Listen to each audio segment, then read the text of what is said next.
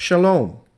The Parsha for this week is Vayeishev, Jacob settled.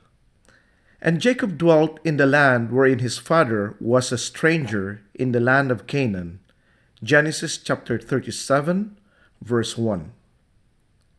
The word stranger in Hebrew in this particular passage is magur, meaning to dwell temporarily. What is very interesting is Abraham also dwelt temporarily in the land, and though he was very rich, he did not make himself a walled city, for he is looking for a new city or a more permanent city that will come in the future. This passage and Parsha has a reading Genesis 37, 1 to chapter 40, verse 23. And we read this December 13, 2014 for this year, that is 21 Kislev. And next year, 23 Kislev, which is December 5, 2015. And December 24, 2016, that is 24 Kislev.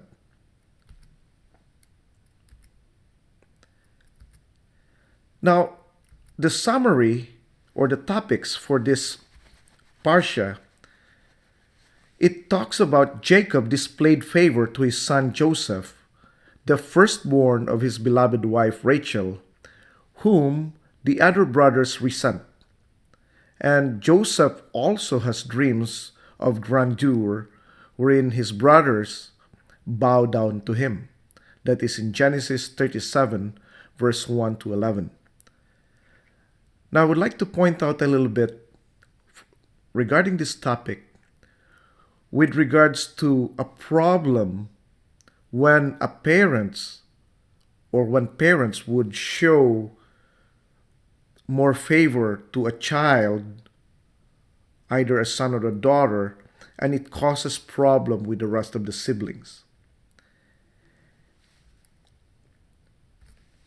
Now, another topic for this Parsha is when Joseph's brother had gone to tend the flocks in Shechem, and after some time, Jacob sends Joseph to know their whereabouts, and brothers plotted of murdering Joseph because of the resentment, but changed plans and sold him into slavery instead. Now, we have to ask ourselves, why did his brothers did this to him? For a couple of things. First of all, because of favoritism. The brothers are now resenting Joseph because of favoritism. And he is not the youngest among the brethren. As a matter of fact, there is a youngest brother who is Benjamin. And for some reason, it was Joseph who is the favorite son or favorite child of Jacob. It was not Dinah, who is the only daughter. It was not Benjamin, who is the youngest. And it was not even Reuben, who is the eldest among the brethren. And we have to ask ourselves why. Well, first of all, we have to understand that Jacob loved Rachel, and he did not intend to have 4 women in his life. As a matter of fact, he only was focused on Rachel, and he worked 7 years for Rachel, but he was deceived by Laban, his uncle, the father of Rachel, and Leah was given. And also, when after having his wives, Rachel was barren. And for so many years or decades have passed, and Rachel was barren. And Jacob is having children from Leah and from the other 2 women, Um, but there is no child with Rachel. So when Joseph came, he became so much attached to the boy that he became his favorite son. And also, according to ancient text, Joseph was the most good looking child of Jacob and very smart as well. Now, he also made him a coat of many colors. And this is actually a representation of royalty. And to add to the problem, Joseph was very outspoken and he got a dream. Two dreams that represents that he being bowed down by or being respected and bowed down by his brothers. And the Hebrew people are very superstitious in such a way that they believe in dreams. So what happened was when they saw Joseph coming into them, they planned to kill him. But Reuben, being the eldest and being sympathetic to his younger brother, wanted to spare him or to save him from the wrath of his brothers. So he suggested to put him instead in an empty well, with the thought that he can take him out when the other brothers are not um, paying attention. The problem is when he was away, the Ismailites passed by, and instead of killing Joseph, his brothers sold him to the Ismailites that are going to Egypt. And he was sold as a slave. And to put an end to his dream of being served and being bowed down, they get rid of him without killing him.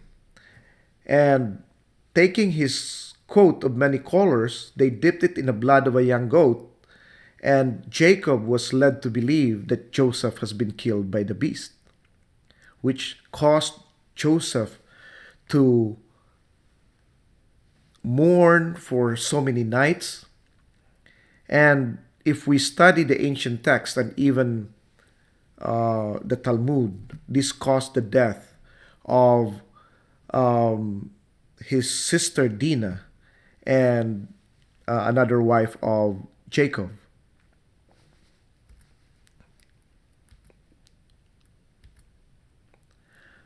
Now, one of the topics in this Parsha is about Tamar successively being married to Judah's sons, each of whom dies in an unfortunate event. Judah does not permit to levirate marriage to his youngest son, so he hides his youngest son from her. But what she did was she deceived Judah, acting as if she was a prostitute, and Judah impregnated him or her, according to Genesis chapter 38, verse 1 to 30.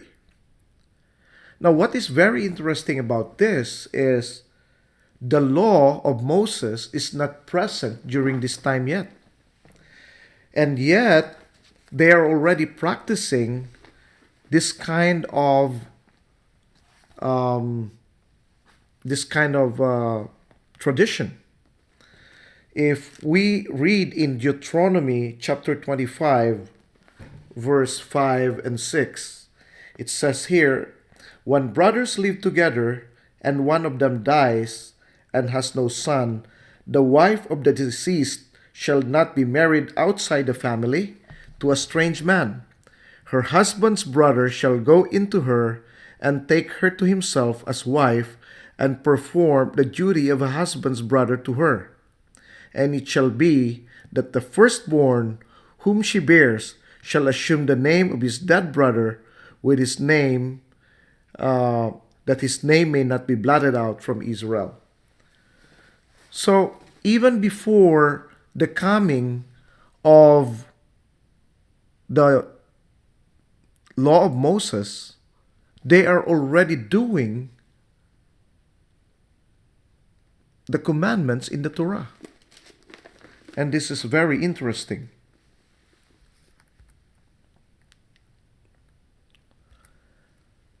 Now, another topic in this Parsha is that Joseph in Egypt is being guided by the Lord himself. And the Lord was with Joseph, and the wife of his master Potiphar accuses him of attempted molestation, and Joseph got imprisoned because of that.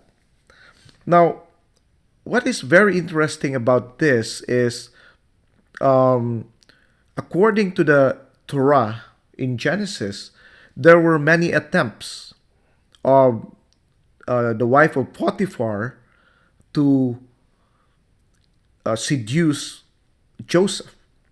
But what is even more interesting is in ancient text, it says there that Joseph does not even look at Potiphar's wife. That made her really upset and mad, because according to the ancient text, Potiphar's wife was very beautiful. And yet Joseph was not interested in her, for she is married to his master, Potiphar, and she is not a Jewish person. She is not a Hebrew.